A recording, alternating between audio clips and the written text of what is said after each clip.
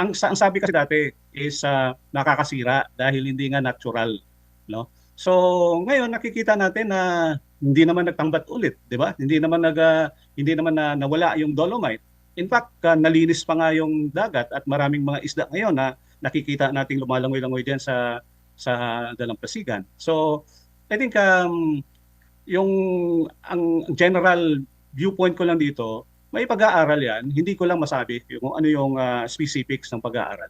Opo, bago lang si partner MJ. Speaking of pag-aaral, meron ding resulta po na talagang nakapagbawas ito ng polusyon dyan po sa Manila Bay na isa talaga sa mga matinding polluted na katubigan po dito po sa ating bansa, sir. Pero nakikita nyo po ba na kaya nagkaroon ng pagbaha is dahil hindi na po ito na-maintain? Kasi hindi lang naman po na after nitong maitambak yung dolomite, wala ng maintenance. Baka nagkulang po ng maintenance or sinadyang walang support para i-maintain po itong proyekto na ito dahil sa usaping politika. Dahil ito ay during sa Duterte administration, which in fact, nung panahon na ito'y binuksan po sa publiko, ay talagang nag-enjoy yung ating mga kababayan. Dinumog ito. Libo-libo po yung talagang bumibisita, dumadalaw dito po, attorney. Yeah, totoo yan, no? Naging tourist attraction talaga yung Dolomite Beach na yan. At nung nawala na nga si Presidente Duterte, napansin ko na hindi na maintain. At in fact, pag during merong mga bagyo, hindi kaagad nililinis, no? So, tingin ko meron ding aspeto diyan na Mar, no, na baka dahil ito yung parang Duterte legacy at gusto nilang sirain yung Duterte legacy, hindi nila susuportahan itong mga proyekto na ito katulad itong Dolomite Project. So, pero masama ang ano yan masama ang governance no?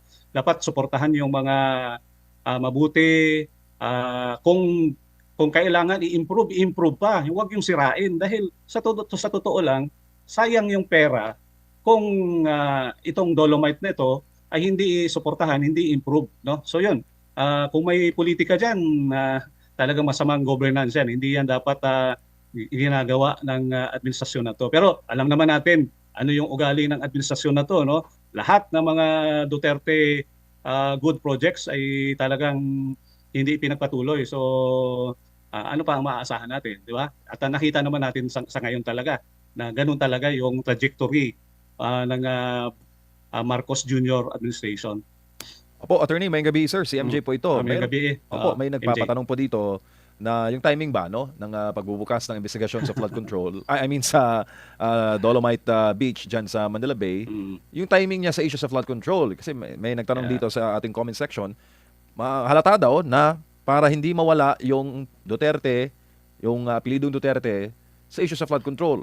Duterte flood control, kaya inuugnay po yung Manila Bay Dolomite Beach, attorney. Yeah, totoo yan, no? Pansin na natin yan. Na in fact, parang nakikita ko na ngayon script na gusto nilang gawin na mapawalang sala yung mastermind. Hindi ko lang mabanggit sino yung mastermind dahil hindi naman ako kasama sa nag-iimbestiga. Pero alam na ng taong bayan sino yun, di ba? Para mapawalang bisa, gumagawa sila ng scapegoat. At sino yung scapegoat? Malinaw din, no? Na ididiin nila dyan si dating Congressman Saltico. Tapos gusto rin nilang hanapan ng butas yung mga Duterte, no? Kaya nga nag-iimbestiga rin sila. Yung ICI nag-iimbestiga rin doon sa Davao City. Na sa ngayon, I think ngayon o kahapon nag-iimbestiga sila. Unfortunately, ang dapat natignan nga nila ngayon yung dito sa Cebu, no? Dahil malawakan yung pagbaha sa Cebu, dapat puntahan nila dito, tulungan nila yung mga biktima ng pagbaha dito sa Cebu, hindi doon sa Davao City. Nakakatawa nga, MJ, itong script na gustong gawin ng BBM administration. Pero hindi na tayo paluloko Alam na ng taong bayan ano yung script na yan Ano? So tama yon yung nag-comment diyan para ilihis at idikit yung apelyedong Duterte sa issue na to at may karugtong din ito doon sa paktakbo, no? Na yung iniisip nila kasi 2028 na kapag tumakbo si Inday Sara, no, na isang Duterte ay dapat mapigilan yan at idikit yung apelyedong Duterte dito sa flood control projects na ito. Tsaka sa first 3 years naman na attorney ng kasalukuyang administrasyon, hindi naman natin narinig na may ganoong pagsisiyasat o may ganoong pagkwestiyon sa nasabing proyekto. Ngayon lang natin ngayon lang 'to lumabas na question o nahakbang sa gitna po ng issue sa flood control. Pero magkagayon man, sinabi po ng Malacanang attorney na wala pong kaugnayan o has nothing to do ang President Marcos Jr. sa pagpapaimbestiga ng Kamara sa Dolomite Beach project. Anong masasabi po nyo dyan, attorney, bilang former undersecretary ng DENR ng former administration?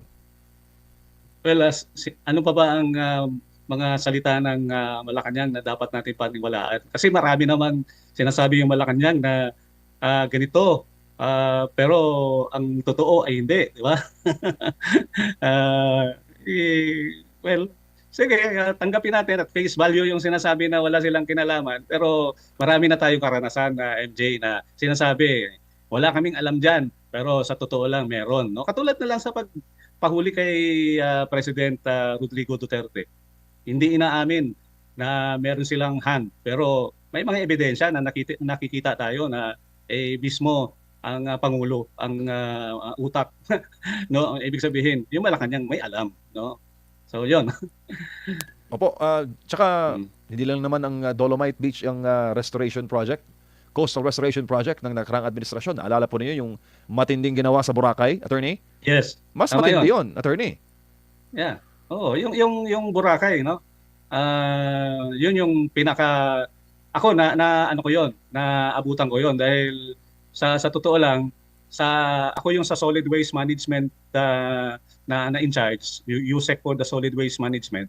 At may report ako tungkol doon sa solid waste management na hindi batay sa batas sa RA 9003, no? At naipasa ko yan kay Secretary Roy Simato. At yan din yung report na nalaman ng ating dating presidente Rodrigo Duterte. At kaya nagkaroon siya ng pangamba nga kung hindi aayusin itong Boracay na to, 10 years from yung taon na yon, ay wala na tayong maipagyabang na Boracay, no, sa ating bansa. Kaya talagang may political will, maraming nagreklamo, maraming kritiko, pero talagang ginawa niya yung Boracay projects na yan. At ngayon, nakikita naman natin ano ang resulta. No? Kaya nga lang, may mga reports na naman na MJ na ako na nababalitaan na tila hindi rin sinusuportahan itong Boracay project na ito dahil Duterte project ito. So yun, masamang governance talaga. Lahat na lang, attorney, no? Lahat na lang eh. Lahat na lang. Oo,